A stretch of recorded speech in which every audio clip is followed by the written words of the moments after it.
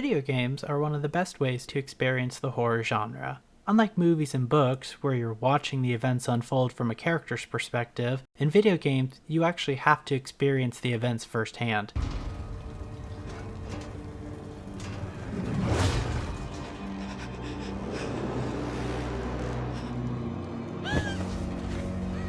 You're the one the monsters and enemies are after, and you have to be the one to escape the horrors. And there have been some really good horror games like Alien Isolation, Poppy Playtime, and GTFO. And while I've always found the horror genre interesting, I've been too scared to give any of them a real try. Not until I decided to try a little game known as Five Nights at Freddy's Security Breach. Yep, Security Breach was the first real horror game that I tried, and not only did I finish it, but I've actually been playing it a lot recently. So much so, in fact, that I finished getting all the achievements for it, which is a really big deal for me. I've never really been a fan of horror games, especially ones with jump scares, and while I did pick up Security Breach out of curiosity, my only real goal was to get to the ending. I wasn't concerned about the collectibles, or the secrets, or the lore. I just wanted to be able to say that I finished a horror game. See, whenever I see the trailer for a game like Amnesia or The Mortuary's Assistant, I get too nervous to actually give it a shot. I did try Alien Isolation when it first came out, but after my first real encounter with the alien, I threw in the towel. I've played some horror games like Dead Space, but when you have several weapons and healing items to fight off the enemies, it feels less like a horror game and more like a spooky shooter.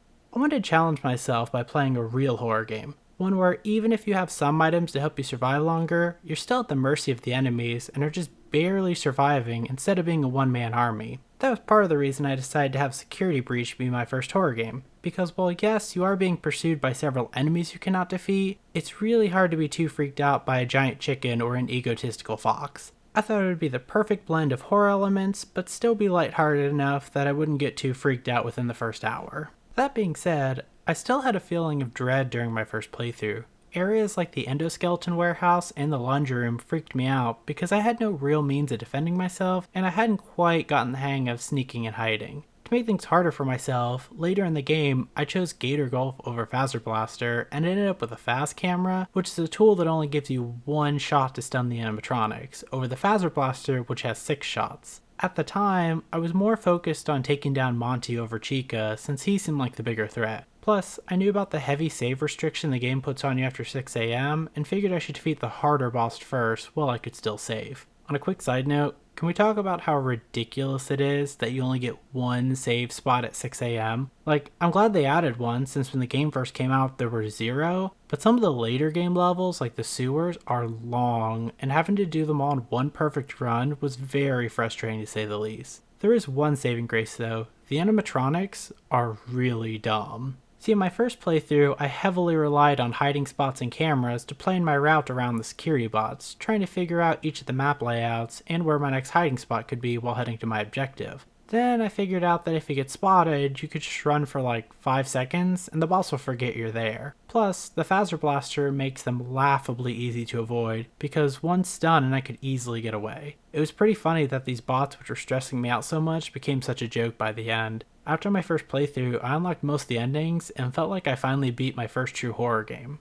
While I feel like I conquered Security Breach, I was still unsure if I wanted to play any of the other games in the series. While some of them didn't seem too bad, there were a couple that I knew there was no way I wanted to play. Until I decided to make my other Five Nights at Freddy's video and realized I'd need to play through all the other games to create the video I wanted to. Why do I do these things to myself? So, continuing to challenge myself, I played through most of the FNAF games and thought I'd give a quick summary of what my experience was with all of them.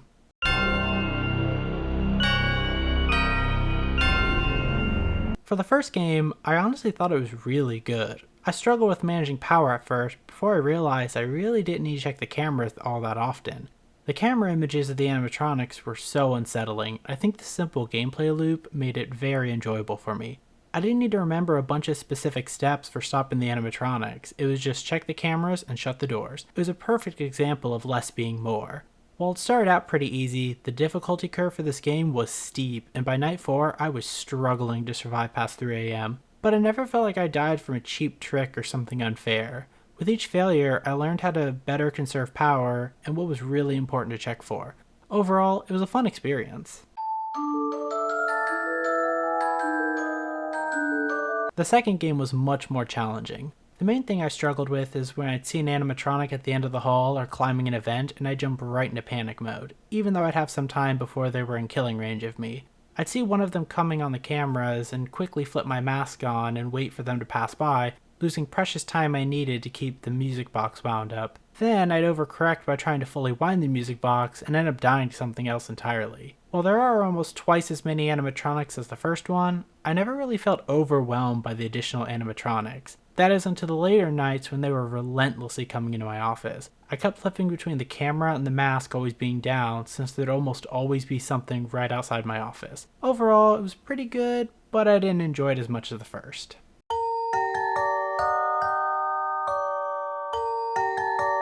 The third one was by far the hardest one I played, which is funny because there's only one animatronic. I struggled so much to find Springtrap on the cameras that by the time I would, he'd be right outside my door. I started playing the audio cues in the same couple of locations and tried to lure him to one spot so I could find out where he was. The phantoms weren't too bad at first, but once Springtrap started moving so much faster, I jumped right into panic mode to figure out where he'd disappear to. While I liked what they were going for, I wasn't a huge fan of playing hide and seek with Springtrap. I had to keep checking the cameras to figure out where he was hiding and then try to lure him one room away, and I just really wasn't a fan of that mechanic.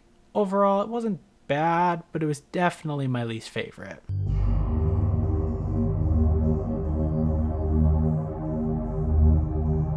The fourth one was definitely the scariest one I played in the whole series. Unlike the others, you have to heavily rely on subtle sounds to determine if you should shut the door or use a flashlight. It really felt like they went back to basics with their simple gameplay loop.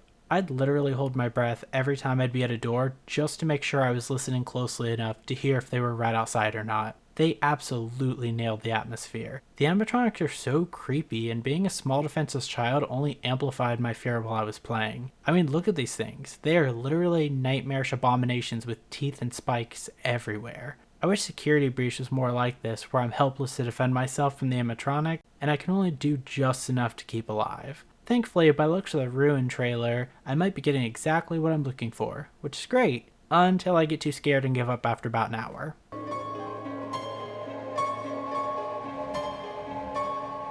I really liked how different Sister Location was from the rest of the games. Having each night consist of different challenges was a welcome change to the series. The scariest part by far is when you're having to crawl around on the floors and avoid the animatronics walking around. Seeing their silhouettes move around in the dark was so unsettling. While the challenges were fun, I hated how I basically have to start the night over if I died, especially when I'd have to replay encounters I'd already completed just to have another shot at the ones I lost to. I didn't like that the big ending secret was you get to play the original Five Nights at Freddy's. I thought it would be a harder version of the challenges I just completed, but nope, we're back to managing cameras and doors.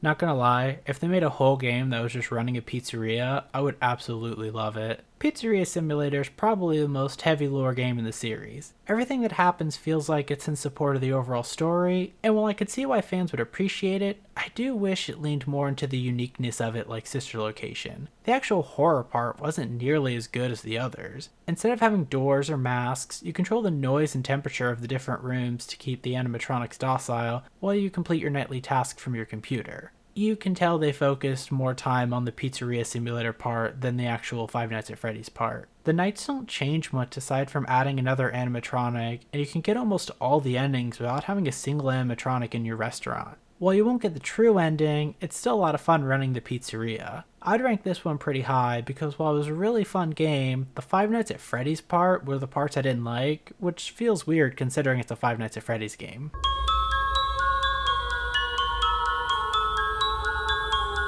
So one of the main features of the Five Nights at Freddy's game is after you beat all 5 nights, you are then given a 6th night, which is at an even harder difficulty. Then you unlock what's known as Custom Night. Custom Night is where you can set the difficulty of each of the animatronics on a scale of 1 to 20, 1 being the easiest, 20 being the hardest. And there's become a challenge in the FNAF community known as 20 mode, where you try to beat the Custom Night with everybody on their hardest difficulty. And unsurprisingly, Ultimate Custom Night is just one massive custom night with over 50 animatronics. And well, it was something.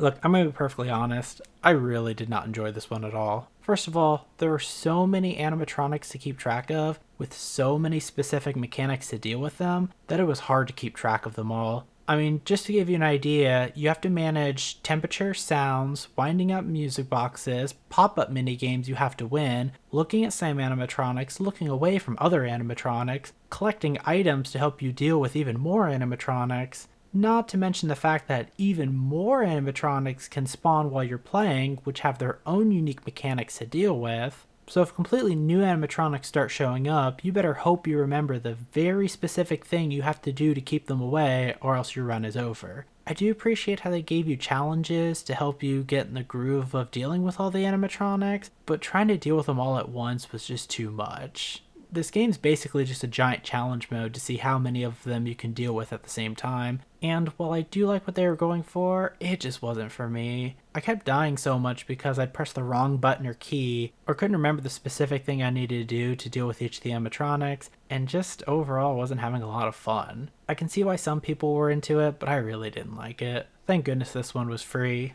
So while I did say at the beginning that I played most of the Five Nights at Freddy's games, there were a couple that I wasn't able to play. I didn't try FNAF Help Wanted because while I was just getting over my fear of horror games, the thought of playing one in VR where the enemies are literally in my face felt like a bit too much for me. Maybe after I have a few more horror games under my belt I'll give it a try, but for right now I don't think I'm up for it. I also didn't play FNAF Special Delivery, but from what I was told I wasn't missing much. It's basically a phone game like Pokemon Go, but instead of catching Pokemon, you're trying to find animatronics before they murder you, and after seeing some clips of it online, it really didn't seem like something I'd enjoy. And that's my experience with all the other FNAF games. But after I finished all of them, I wanted to go back and play a little more Security Breach before the new DLC came out and see if I missed anything. That's when I made a horrific discovery. See, I recently upgraded my computer to a new one and found out that all my progress in Security Breach doesn't carry over between devices, so I had to start over from scratch. While I was annoyed at first, I saw this as an opportunity to get some of the achievements I missed in my first playthrough, like Hide and Seek Master, which requires you to beat the entire game without hiding, and Very Important Person, which requires you to find all the collectibles, since I missed a few in areas I could no longer visit. My second playthrough was when I really started discovering all the strange quirks in this game.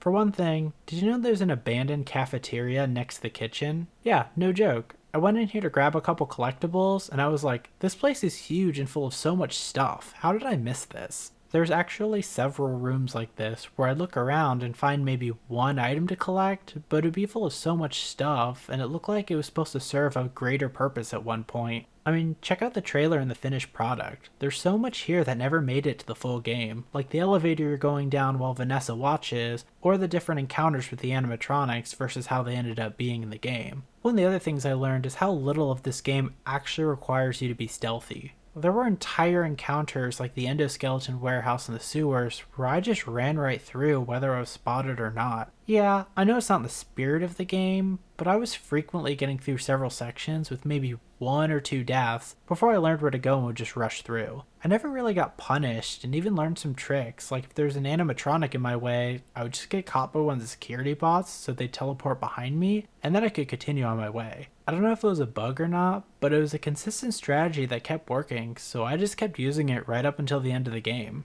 One of the things I really do like about Security Breach though is its environment. It's so bright and colorful and each zone has its own distinct feeling. Monte Golf is a tropical jungle vibe while Fazer Blast is an outer space theme to it. Even small things like the music and sound effects add to the distinct feeling of each of the areas.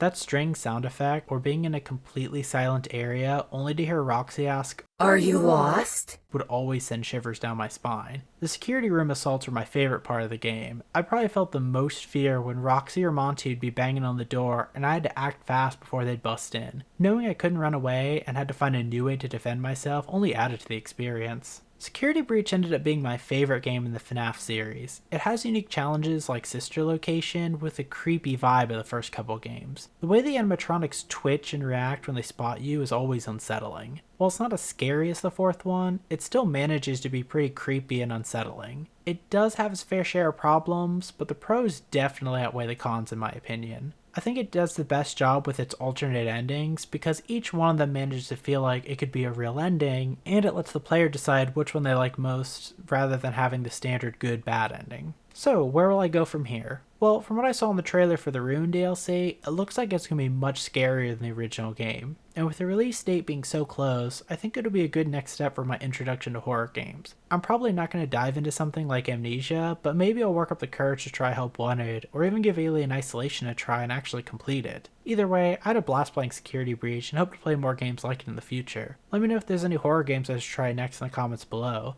I am trying to step out of my comfort zone and experience games that I never would have in the past. But let me know what you guys think in the comments below, and I'll see you in the next video. See ya!